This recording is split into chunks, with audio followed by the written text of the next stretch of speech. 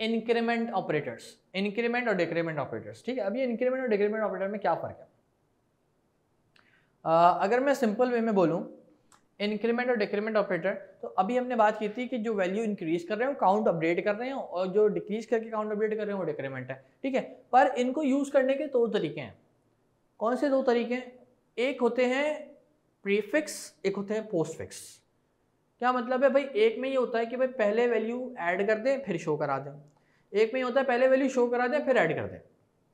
तो एक में जो पहले काम होगा, पहले ऑपरेटर परफॉर्म होगा वो प्रीफिक्स है, और जिसमें पहले शो होगा बाद में ऑपरेशन परफॉर्म होगा वो पोस्टफिक्स है। ठीक है, उसके बारे में भी बात करते हैं डिटेल, पहले इसको पढ़ लें थोड़ा सा। क्या कह रहे हैं? The increment operator can be used with any type of variable. ठीक है, इंक्रीमेंट ऑपरेटर जो है वो किसी भी टाइप के वेरिएबल के साथ यूज किए जा सकते हैं। It is used to add one to the value, जो भी एक्चुअल वैल्यू उसमें वन ऐड करवाने के लिए। ठीक है, ऑफ अ वेरिएबल, वेरिएबल की जो भी वैल्यू उसमें वन ऐड करवाने के लिए। Increment operator represented by plus plus. अब देखो, अच्छा अभी हम क्या बोले? Increment operator represented by plus plus. तो प्लस प्लस डबल प्लस क्यों यूज कर रहे हैं? क्योंकि अगर हम सिंगल प्लस यूज करेंगे तो वो कौन सा ऑपरेटर कहलाएगा? Addition, right? वो कौन सा काम करेगा? एडिशन का काम करेगा, जो कि मैंने पीछे पढ़ा अर्थमेटिक में। इसलिए हम यहाँ पे सिंगल प्लस नहीं यूज करते, इसलिए हम यहाँ पे डबल प्लस यूज करते हैं। ठीक है, ताकि कंपाइलर समझ ले भाई कि इंक्रीमेंट ऑपरेटर की बात हो रही है। Is that clear? अगर हम सिंगल प्लस यूज कर लेंगे तो फिर वो क्या समझेगा? एडिशन की बात हो रही है। ठीक है, तो ये दो अलग अलग ऑपरेटर है, इसलिए इंक्रीमेंट की जगह डबल प्लस का साइन यूज होता है, डबल प्लस साइन। अच्छा, this operator can be applied only to a single variable. अच्छा, एक वेरिएबल की वैल्यू को इंक्रीज करने के लिए। एडिशन में क्या होता था? दो वेरिएबल की वैल्यू, एक्स और वाई की वैल्यू को प्लस कर रहे हैं। ठीक है, तो वहां पे एडिशन का काम था। अब यहाँ पे सिर्फ एक्स की जो भी वैल्यू होल्ड हुई है उसी में इंक्रीमेंट करवाना। फॉर एग्जांपल एक्स की वैल्यू 5 है, अगर मैं एक्स के साथ प्लस प्लस लगा दूंगा तो वो क्या करेगा? 5 को 6 कर देगा, 6 को 7 कर देगा, 8 कर देगा, उसको फिर सो ऑन इंक्रीज करता रहेगा। ठीक है, विद अ सिंगल वेरिएबल, इसलिए बोल रही हूँ। There are two ways to use the increment operator. अभी मैंने बताया कि इंक्रीमेंट ऑपरेटर को और डिक्रीमेंट ऑपरेटर को यूज करने के दो तरीके होते हैं, अब उन पे आ रहे हैं, अब इसको समझना। अच्छा, क्या है? एक है प्रीफिक्स इंक्रीमेंट ऑपरेटर और एक है पोस्टफिक्स। ठीक है, एक एक करके मैं बताता हूँ। You can apply this operator before the variable name. अगर आप वेरिएबल के नाम से पहले, अगर फॉर एग्जांपल एक वेरिएबल आपका ए, उससे पहले आप प्लस प्लस लगा रहे हैं तो इसका मतलब है आप प्रीफिक्स इंक्रीमेंट ऑपरेटर अप्लाई कर रहे हैं। ठीक है, अब फंक्शन क्या है इनका, आंसर क्या आएगा, क्यों यूज होते हैं मैं बताता हूँ, पहले लिखने का तरीका समझ लीजिए। क्या है? वेरिएबल से पहले लगाए जाते हैं विच इज कॉल्ड प्रीफिक्स, इस तरह के यहाँ पे। ठीक है, ए से पहले लगाए हुए। ठीक है, ये इसका लिखने का तरीका, syntax which is called prefix.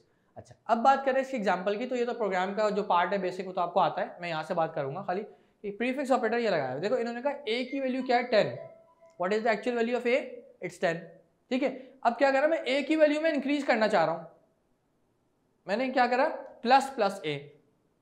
ठीक है, क्या करा? प्लस प्लस ए। अब क्या हुआ? इसने डायरेक्ट ए की वैल्यू में एक ऐड करा और मुझे आंसर दिखा दिया, the value of A is 11। Are you getting my point? अब समझ आई थोड़ी सी बात? ये मुझे पहली वैल्यू नहीं दिखा रहा कि ए की पहली वैल्यू क्या थी, आंसर में डायरेक्ट इंक्रीज हुई हुई वैल्यू बता रहा है, आंसर में डायरेक्ट इंक्रीज हुई हुई वैल्यू बता रहा है, which is by prefix increment operator. मतलब इसमें पहले ही ऑपरेशन परफॉर्म हो जाएगा, बाद में आपको दिखा देगा। ठीक है, अब थोड़ा थोड़ा आपको पोस्टफिक्स भी समझ आ गया होगा। ठीक है, पर मैं प्रीफिक्स पहले कंप्लीट करूं। In prefix increment operator value of A printed as 11 because 1 added in A. 11 क्यों प्रिंट हुई? क्योंकि 1 पहले ऐड हो गया ए में। ठीक है, ए की जो भी वैल्यू थी उसमें 1 पहले ही ऐड हो गया, इसलिए वो आपको क्या दिखाएगा? Updated value. क्या दिखाएगा? Updated value. ठीक है, अब हम पोस्टफिक्स की बात करते हैं तो और मजीद क्लियर हो जाएगा। पोस्टफिक्स कैसे लिखा जाएगा? ऑब्वियसली जब बाद में प्लस करना है, पहले वैल्यू शो करवानी है, तो ऑब्वियसली प्लस प्लस बाद में लगेगा। ये बात क्लियर हुई? ठीक है, if the increment operator is applied, ठीक है, आफ्टर द वेरिएबल। अब जो हमें पोस्टफिक्स यूज करना होगा, पोस्ट का मतलब है बाद में। ठीक है, it is known as a postfix increment. इसका मतलब क्या है कि हमें वेरिएबल के बाद प्लस प्लस लगाना है। पीछे क्या किया था? वेरिएबल से पहले प्लस प्लस लगाया था। ठीक है, तो इसलिए वो पहले उसने ऐड करा था, बाद में फिर वैल्यू दिखाई थी। बाद में क्या हो रहा है? अब देखिए यहाँ पे हमने क्या करा, इसमें पोस्टफिक्स में वेरिएबल ये रहा, उसके बाद प्लस प्लस लगाया, इसके बाद हमने प्लस प्लस लगाया। तो अगर हम इसकी एग्जांपल देखें तो यहाँ पे a की वैल्यू 10 थी। ठीक है, प्रोग्राम में अब a प्लस प्लस बाद में हमने लगाया, तो देखो क्या होगा? अब आउटपुट क्या आएगा? Output will be 10, output will be 10। क्यों आउटपुट 10 आ रहा है इसका? क्योंकि पोस्ट फिक्स में ये पहले वैल्यू प्रिंट करता है, जो भी वैल्यू थी, जो भी ए की एक्चुअल वैल्यू थी पहले वो प्रिंट करेगा, फिर ऑपरेशन परफॉर्म करेगा, राइट? फिर ऑपरेशन परफॉर्म करेगा, इसको पोस्ट फिक्स कहते हैं।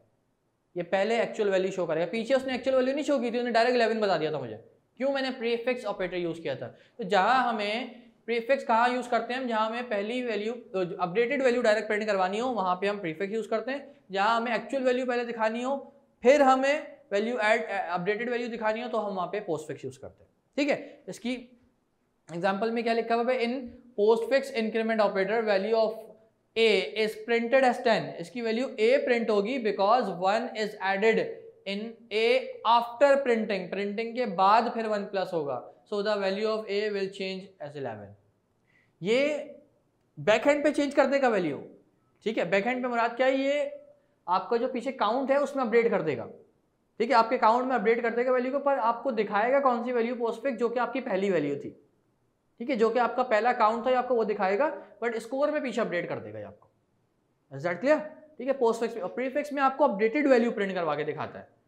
तो प्रीफिक्स हम वहाँ यूज करते हैं जहाँ पे हमें एक्चुअल वैल्यू नहीं जाननी हो, अपडेटेड वैल्यू जाननी हो कि एक बढ़ने के बाद कितनी हो गई, और जो एक्चुअल वैल्यू देखनी होगी भाई अभी कितनी है, फिर अपडेट उसमें बाद में कर दे वो।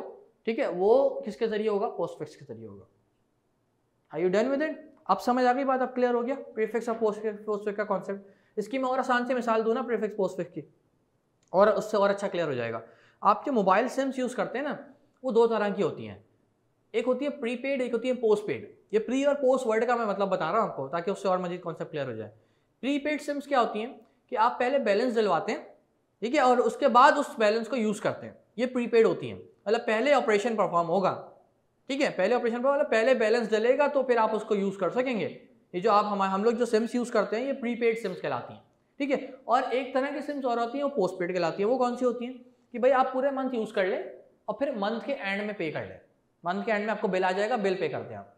ठीक है, इसका मतलब क्या? ऑपरेशन बाद में परफॉर्म होगा, पहले आप उसको यूज़ कर रहे हैं, ऑपरेशन बाद में परफॉर्म होगा, भाई कितना बिल आ रहा है कितना पे होगा। ये पोस्ट पेड, समझ आइए बात?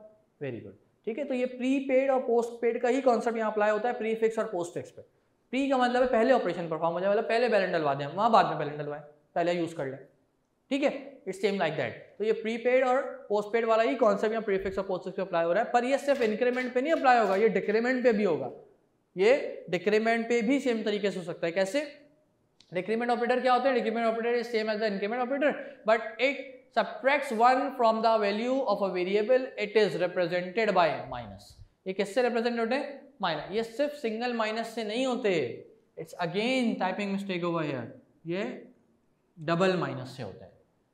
सिंगल से होंगे तो क्या होगा? अगर ये सिंगल माइनस से रिप्रेजेंट होंगे तो क्या होगा?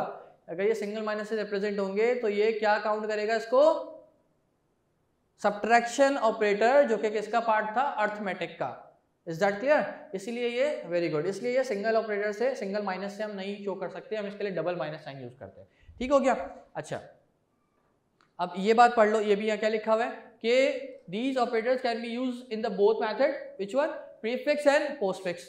ठीक है, प्रीफिक्स एंड पोस्टफिक्स। अच्छा, अब बात करते हैं कि इसकी कि वो जो दो मेथड्स के थ्रू हम इसको यूज कर सकते हैं, तो उसमें क्या चेंज आएगा भाई? How come? फॉर एग्जाम्पल, अगर हम इसी एग्जाम्पल को परस्यू करें, इस वाली को, प्रीफिक्स को, तो भाई यहाँ पे क्या हो रहा है? इस plus plus A for the prefix, और अगर मुझे इसको as a decrement operator use करना पड़ेगा तो क्या हो जाएगा? Minus minus A. क्या हो जाएगा? माइनस। ये भी वेरिएबल के साथ यूज होता है, सिंगल वेरिएबल के साथ। ठीक है, तो क्या हो जाएगा? माइनस माइनस ए। और अगर मैं पोस्टफिक्स में यूज करूंगा उसको, तो ये क्या हो जाएगा? A minus minus. क्या हो जाएगा? A minus minus. Is that clear? Are you done with all three operators, arithmetic, increment and decrement?